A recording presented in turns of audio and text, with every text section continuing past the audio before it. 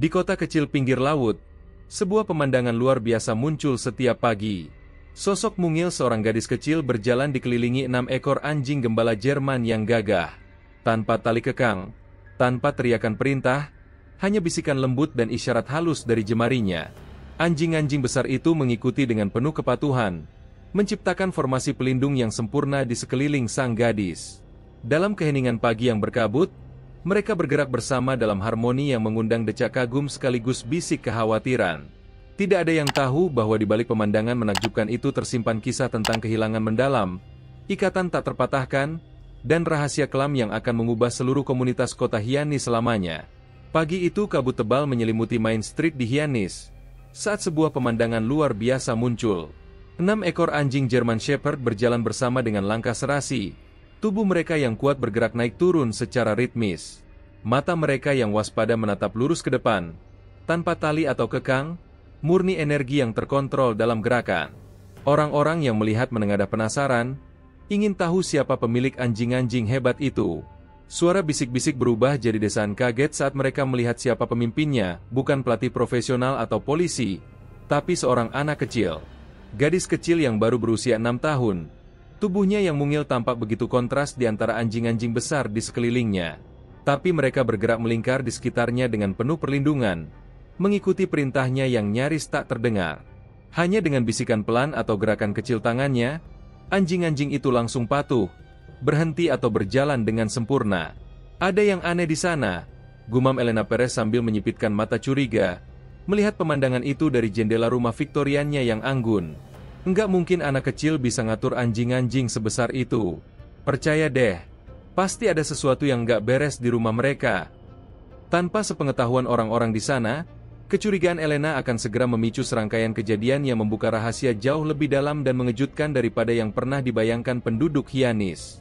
Emma Torres tidak selalu menjadi anak pendiam yang bisa memerintah anjing-anjing German Shepherd hanya dengan isyarat kecil. Dia adalah putri dari Marco dan Sofia Torres, pelatih anjing terkenal yang bekerja sama dengan kepolisian di seluruh wilayah New England. Masa kecil Emma dipenuhi hiruk-pikuk rumah tangga yang menjadikan anjing bukan sekadar hewan peliharaan, tapi bagian dari keluarga.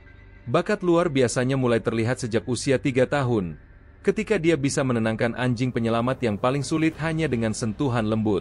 Namun tragedi terjadi pada malam badai di bulan Oktober 2019. Sebuah mobil pick-up menerobos lampu merah dan menabrak kedua orang tuanya. Mereka meninggal di tempat, sementara Emma selamat tanpa luka fisik. Namun jiwanya hancur berkeping-keping. Sejak saat itu, Emma mengalami mutisme selektif. Ia berhenti bicara pada manusia, dan hanya berkomunikasi dengan anjing-anjingnya lewat bisikan pelan.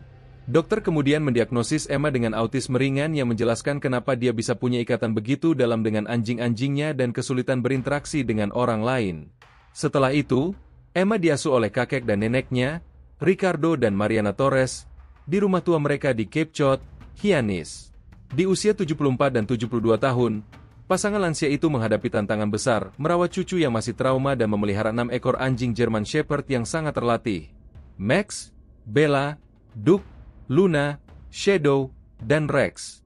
Masalah jantung Ricardo dan radang sendi Mariana membuat mereka hampir tak mampu memenuhi kebutuhan fisik anjing-anjing itu, yang bisa kehilangan kemampuan kalau tidak terus dilatih. Pensiun mereka yang sederhana nyaris tidak cukup untuk membeli makanan anjing dan membayar terapi khusus Emma, yang tidak banyak menunjukkan kemajuan. Tapi meski hidup penuh kesulitan, mereka tidak pernah berpikir untuk memisahkan Emma dari anjing-anjingnya. Mereka tahu bahwa hanya anjing-anjing itu yang bisa memberi ketenangan yang tidak bisa diberikan siapapun. Di balik pintu biru yang mulai pudar di rumah keluarga Torres, tumbuh sebuah ikatan yang luar biasa. Emma menemukan buku catatan pelatihan anjing milik orang tuanya di loteng, penuh dengan perintah, metode, dan catatan tentang kepribadian setiap anjing. Setiap malam, Emma membaca buku itu dengan senter kecilnya, menyerap ilmu dari kedua orang tuanya yang telah tiada. Dia mengembangkan cara berkomunikasi sendiri dengan anjing-anjingnya, gerakan tangan halus, siulan pelan, dan belayan lembut. Dan mereka mematuhinya dengan luar biasa. Saat Mariana semakin sulit berjalan karena sakit punggung, Emma memutuskan untuk mengambil alih tugas itu secara diam-diam.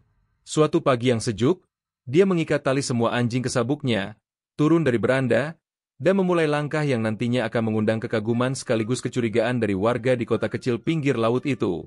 Jalan pagi pertama Emma bersama anjing-anjingnya melewati pusat kota Hyannis menjadi tontonan yang menghentikan lalu lintas. Mobil-mobil melambat dan para pengemudi terdiam, melihat gadis kecil yang memimpin barisan 6 German Shepherd dengan langkah serempak. Jika kisah ini menarik hatimu, jangan lupa klik tombol suka dan beritahu pendapatmu di kolom komentar. Sebutkan juga dari kota mana kamu berasal.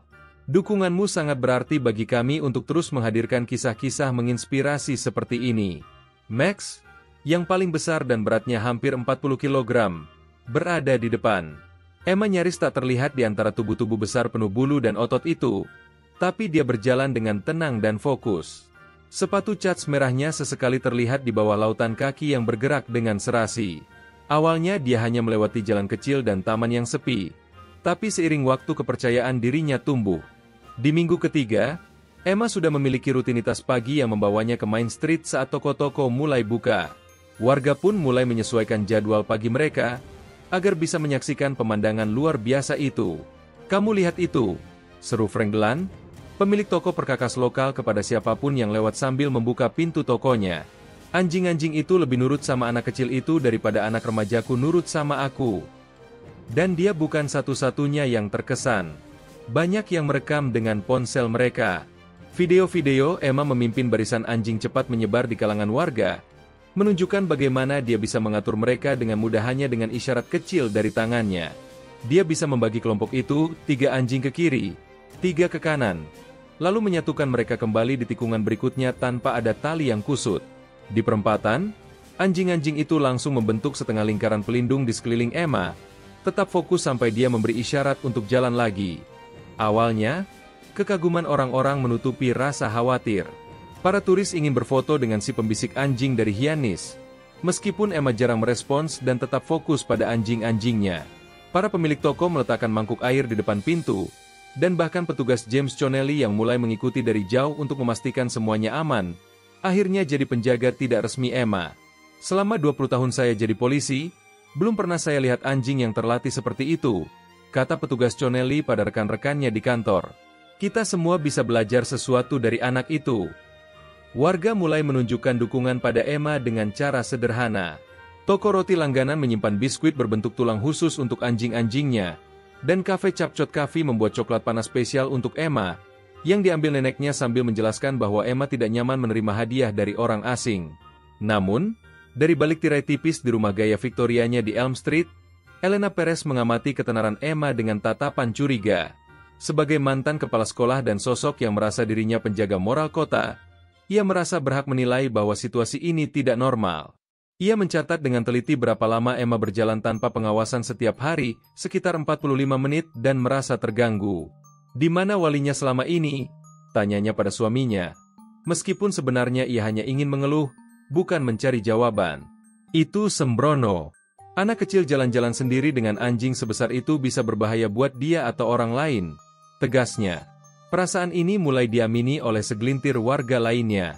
Margaret Wilson, yang pernah sedikit kaget saat pudelnya hampir berpapasan dengan anjing-anjing Emma, meski tak terjadi apa-apa, mulai menghindari mereka saat jalan pagi. Pertanyaan soal pendidikan Emma mulai muncul, dipicu oleh ketua PTA yang kemudian memunculkan dugaan tentang kelalaian.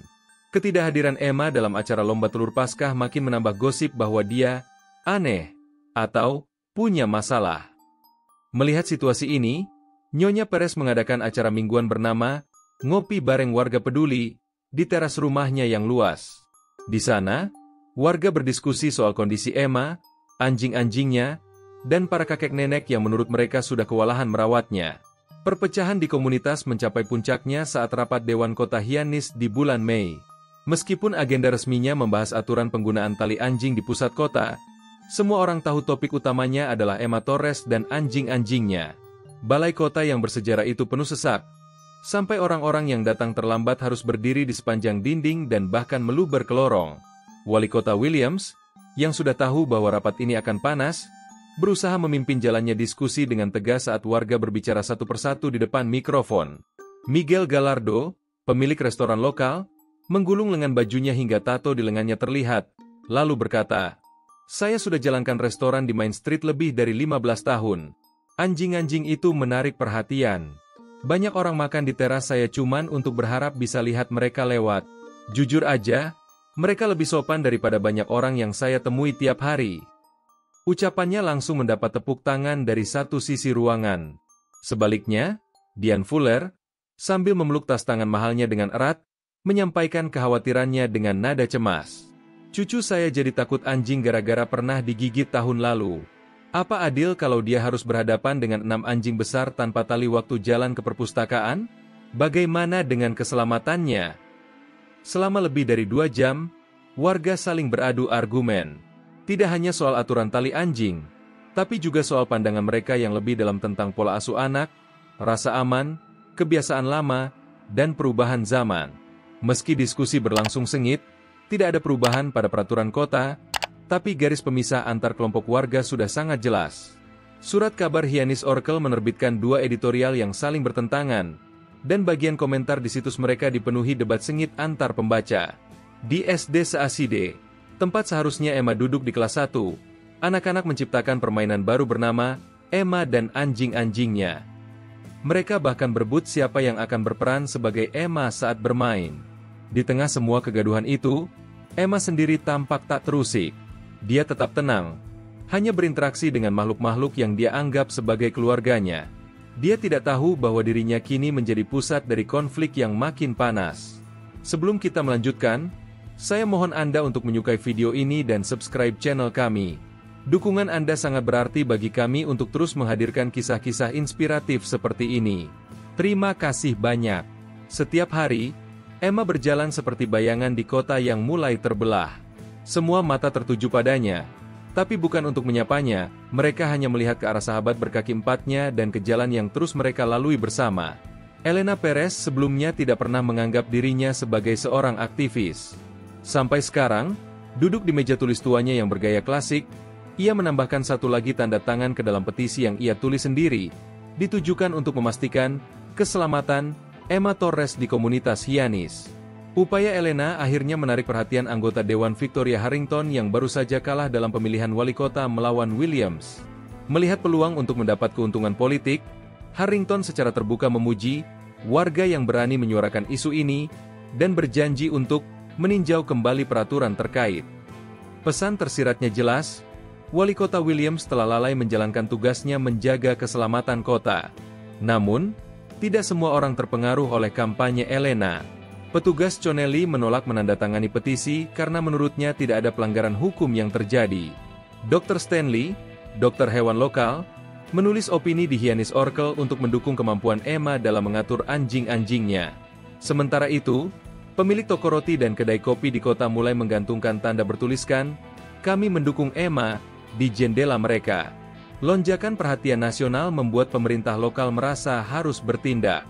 Wali kota Williams, tertekan oleh tuntutan dari berbagai pihak, mengadakan rapat darurat bersama kepala polisi, penasihat hukum kota, serta perwakilan dari Dinas Anak dan Keluarga, DCF, dan pengendali hewan. Saat senja mulai menyelimuti langit, sebuah mobil sedan hitam mengilap dengan plat resmi perlahan memasuki jalan masuk rumah keluarga Torres. Mariana mengintip dari balik tirai renda yang lembut, menggenggam tangan suaminya dengan erat. Melissa Rodriguez, seorang petugas dari DCF, bersama dengan petugas Bruno Jimenez dari pengendali hewan, berjalan menuju pintu depan. Di dalam rumah, Emma merasakan kecemasan kakek dan neneknya. Ia mendekat ke Max dan menyelipkan jari-jarinya yang kecil ke dalam bulu tebal sahabat setianya itu. "Tuan dan Nyonya Torres," ujar Melissa Rodriguez dengan nada datar setelah menyelesaikan formalitas. "Kami datang hari ini untuk melakukan evaluasi awal terkait laporan tentang perawatan cucu Anda dan penanganan Anda terhadap anjing-anjing itu." Ricardo Torres, suaranya terdengar gugup, mempersilakan mereka masuk ruang tamu yang sederhana. "Emma itu anak yang unik," katanya pelan, sementara 6 ekor German Shepherd membentuk lingkaran pelindung di sekeliling anak itu yang duduk diam. Setelah kedua orang tuanya meninggal, anjing-anjing ini jadi satu-satunya ikatan yang tersisa bagi Emma dengan mereka. Petugas Jimenez memandangi anjing-anjing itu dengan hati-hati. "Saya mengerti ikatan emosionalnya," ujarnya, lalu terdiam sejenak saat Max, pemimpin kelompok, menatap balik dengan tatapan tegas. Tapi tetap saja ada hal-hal penting soal keselamatan yang harus kami pertimbangkan ketika ada 6 anjing besar. Suaranya perlahan hilang di bawah tatapan tajam sang Jerman. Kami paham situasinya, Mariana menambahkan cepat. Kedua tangannya yang bengkak karena radang sendi bertumpu di pangkuannya. Tapi anjing-anjing ini sudah menyelamatkan Emma setelah kecelakaan itu. Dia berhenti makan, berhenti bicara, cuma anjing-anjing ini yang bisa menjangkaunya saat kami sudah tidak tahu harus berbuat apa. Sementara para orang dewasa berbicara, Emma masuk ke dunianya sendiri, mengatur posisi anjing-anjingnya di ruangan hanya dengan isyarat kecil dari jari-jarinya. Para petugas memperhatikan pengaturan diam-diam itu dengan rasa ingin tahu yang makin dalam. Rodriguez lalu menoleh ke Emma, menggunakan nada lembut yang biasa ia pakai untuk anak-anak korban trauma. Emma, kamu suka tinggal di sini bersama kakek, nenek, dan anjing-anjingmu. Mata Emma yang mirip mata ibunya sempat menatap Rodriguez sebentar sebelum beralih menjauh. Ia tetap diam. Kami sudah menjadwalkan evaluasi formal hari Selasa depan, kata Rodriguez sambil berdiri. Seorang hakim akan meninjau situasi ini dan menentukan apakah perlu ada tindakan sementara selama penyelidikan berlangsung. Ia menyerahkan dokumen kepada Mariana yang berisi penjelasan hak-hak mereka dan langkah selanjutnya. Saat para petugas pergi, mereka tidak menyadari mobil milik Elena Perez yang diam-diam diparkir tidak jauh dari situ, juga tidak melihat senyum puas di wajahnya saat ia berbisik. Akhirnya, anak ini akan dapat bantuan yang ia butuhkan. Di dalam rumah, Mariana jatuh ke kursinya, air mata menetes di wajah tuanya. Mereka mungkin akan mengambil dia, Ricardo, atau mengambil anjing-anjing itu. Bagaimanapun juga, itu akan menghancurkannya. Tak jauh dari situ, Ricardo perlahan duduk di lantai di samping Emma, yang kini dikelilingi oleh anjing-anjingnya. Emma, kami butuh bantuanmu, bisiknya lembut. Kita harus tunjukkan kalau kamu dan anjing-anjing ini saling membutuhkan. Sesaat ada kilatan di mata Emma, entah itu pengertian atau tekad, sebelum ia kembali mengelus kepala Max dengan tenang. Diamnya lebih dalam dari kata-kata. Evaluasi kondisi hidup Emma Torres dimulai pada Senin pagi yang sejuk dan cerah. Seminggu sebelum sidang pengadilan dijadwalkan, petugas sosial Melissa Rodriguez tiba di rumah keluarga Torres, kali ini ditemani Dr. Alberto Fuentes, seorang psikolog anak yang berfokus pada trauma dan autisme. Mereka disambut oleh Mariana yang berdiri gemetar di beranda, menyodorkan termos berisi kopi dengan tangan yang bergetar. Ricardo sedang tidak enak badan hari ini, kata Mariana saat ia mempersilakan tamu masuk ke ruang tamu tempat Emma duduk bersila di atas karpet tua, dikelilingi oleh 6 ekor German Shepherd. Masalah jantungnya tekanan stres. Tambahnya pelan. Begitu mereka masuk, anjing-anjing itu secara alami bergerak membentuk lingkaran pelindung di sekitar Emma. Dr. Fuentes memperhatikan bagaimana Max, jelas pemimpin kelompok, menempatkan dirinya di antara Emma dan tamu yang baru datang. Sikapnya waspada tapi tetap tenang. Kami di sini untuk mengamati bagaimana Emma berinteraksi dengan anjing-anjingnya dalam rutinitas hariannya, kata Rodriguez sambil menyiapkan kamera kecil. Dengan anggukan setuju dari Mariana yang tampak ragu. Kami terutama tertarik pada kegiatan jalan pagi yang jadi sorotan masyarakat. Selama beberapa jam berikutnya, para ahli itu mengamati interaksi Emma dengan anjing-anjingnya dalam keheningan. Ia berkomunikasi melalui bahasa isyarat yang rumit, perintah lembut, dan gerakan tubuh yang halus.